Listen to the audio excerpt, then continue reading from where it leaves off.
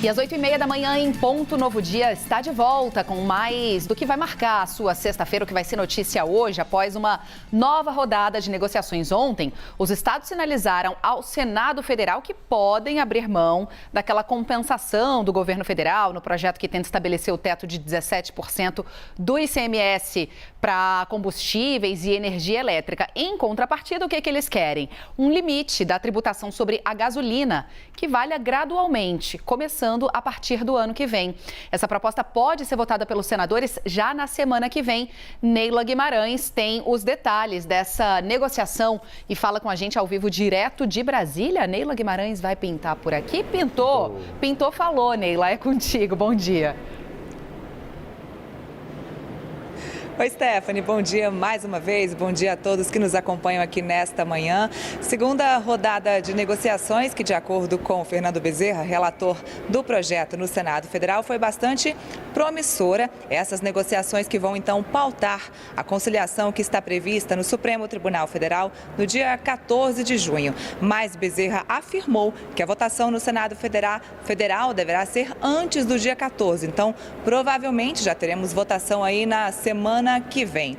Bezerra disse ainda que os secretários pediram algumas mudanças no texto do projeto. Entre elas, eles abririam mão então do gatilho de compensação, onde o governo federal iria então custear esses prejuízos que os estados teriam então com a falta da arrecadação. Em contrapartida, os estados pedem então a modulação do ICMS sobre a gasolina. Funcionaria da seguinte forma: o ICMS então sobre o combustível ficaria congelado até dezembro deste ano e a partir do ano que vem ele seria cobrado então de forma gradual. Os estados também pediram que o governo federal leve em consideração as mudanças sobre os setores de energia elétrica e também de telecomunicações já para o ano de 2024.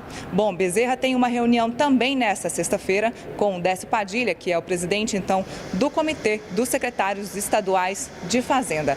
Reunião que dessa vez não vai acontecer em Brasília, vai ser em Pernambuco, onde Décio Padilha é o secretário de Fazenda do estado. Bezerra que vai levar então a Padilha as recomendações, as ideias da equipe do ministro Guedes, do ministro da Economia Paulo Guedes, sobre as contrapropostas feitas pelos estados. Vamos aguardar então o resultado de mais uma reunião nesta sexta-feira sobre esse assunto.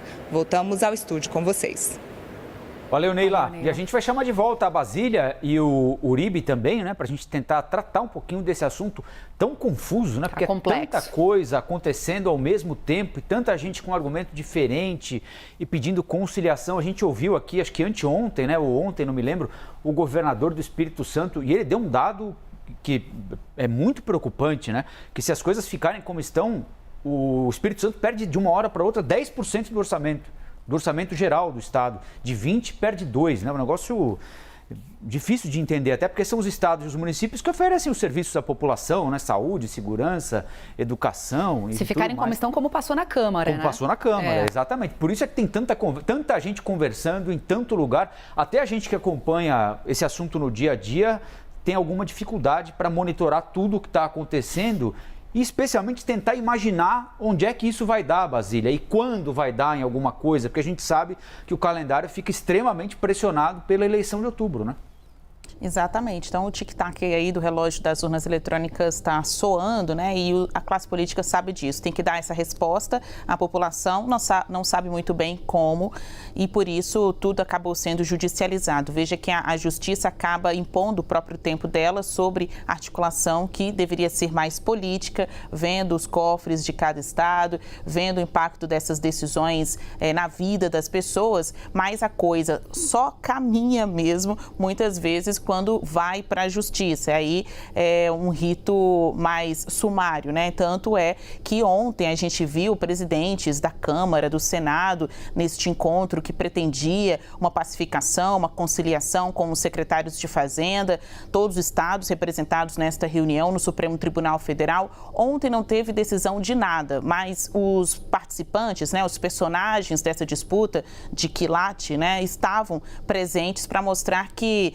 estão se dedicando, dando tempo, dedicando o seu tempo para chegar a uma solução deste assunto. A questão, e você foi muito feliz nesse comentário, Colombo, é que cada um acha que tem a melhor solução para o problema, né? Mas elas não convergem. No caso dos governadores, eles disseram, a gente vai manter o ICMS congelado até o fim do ano, acabaria agora em junho. Para o governo federal, isso é insuficiente, precisa adotar uma regra, ou que, no mínimo, a regra daquela lei já aprovada do ICMS fixo ou aquela da transição, a utilização do preço médio do diesel dos últimos 5 anos, que ela seja de fato aplicada, e é o que não está acontecendo. Os governadores dizem que a utilização dessas regras podem acabar com a arrecadação de seus estados, prejudicar repasses para a saúde, educação e também, consequentemente, para os municípios, né? Parte desses recursos vão para áreas específicas, como saúde e educação, e uma parte vai para as cidades, né? Quando o estado faz aquele repasse para as cidades. O que já está certo, né? É difícil a gente falar de certo ou errado, mas o que já está caminhando, avançando nessas discussões? Um fundo de compensação para os estados é uma ideia inviável. Ainda mais, a gente já comentou aqui ao longo da semana, se vai compensar a arrecadação dos estados, vai tirar esse dinheiro de onde? Dos royalties, dos dividendos da Petrobras, e se tira daqui, falta colar. De certa forma, a própria União estaria perdendo seus recursos, uma vez criado um fundo abastecido com o dinheiro da Petrobras. Então, até deram essa ideia, que criar uma compensação da compensação, aumentar tributos sobre as petroleiras para garantir a arrecadação que é da União. Então, ninguém quer sair perdendo também nessa conta. Basília, e aí os estados já disseram, né? Eu quero compensação. O governo federal diz, compensação eu não tenho para dar. O que dá é para dar desconto ali na dívida dos estados, né? É uma confusão, Uribe, um monte de projetos, tem tiro para todos os lados. E pensando justamente na eleição, né, Basília? Você começou o teu comentário falando disso. Estamos aqui há menos de 4 meses, né? 4 meses exatos ontem do primeiro turno da eleição. E agora já surge uma outra proposta, né, Uribe, que você trouxe ontem, de decretar estado de calamidade. É mais estado de calamidade para abrir uma brecha para poder criar um voucher, um benefício para os caminhoneiros, para o diesel. É tiro para todo lado, né, Uribe? É a Babilônia dos combustíveis, viu, Stephanie? E está cada vez mais difícil. Se for levado em conta esses projetos discutidos no Congresso Nacional, ou seja, a fase monofásica, a cobrança por litro, os estados aderindo a um percentual único e também tornando esses 4 serviços essenciais, e aí há essa discussão dos governadores também da questão de tirar telecomunicações e tirar energia só para a partir de 2024, ainda assim você não consegue nem cobrir a defasagem de 13% da gasolina hoje, de 8% do diesel.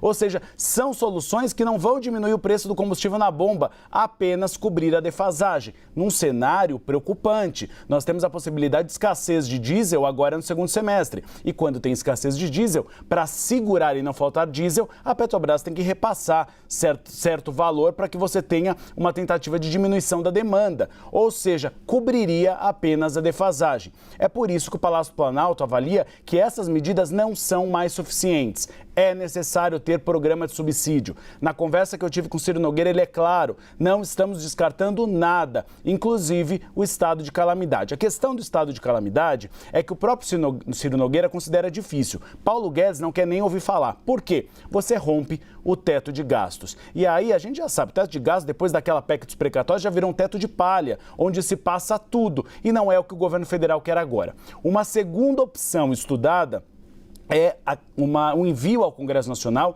de uma PEC emergencial dos combustíveis. Seria uma maneira de tentar driblar o teto de gastos de uma outra maneira, sem rompê-lo, para que você tenha emissão de crédito extraordinário. Com isso, você consegue sustentar, de uma certa forma, um programa de subsídios. A grande questão é que o Congresso Nacional defende que você não faça isso. E PEC A gente está a um mês de julho, as convenções partidárias. Aprovar PEC 3/5 nas duas casas é considerado impossível no Congresso Nacional. O que dizem integrantes da base aliada? Que o governo federal precisa dar a sua contribuição. E a sua contribuição vem dos dividendos da Petrobras. Nós tivemos um aumento, e é um levantamento da própria CNN Brasil, de um aumento de 1000% do repasse de dividendos da Petrobras para o Tesouro Nacional. A perspectiva é de que chegue a 32 bilhões em julho. Ciro Nogueira diz que o governo federal já deu a sua contribuição, mas o Congresso Nacional avalia que o governo federal precisa estender o chapéu e fazer mais do que tem feito até agora.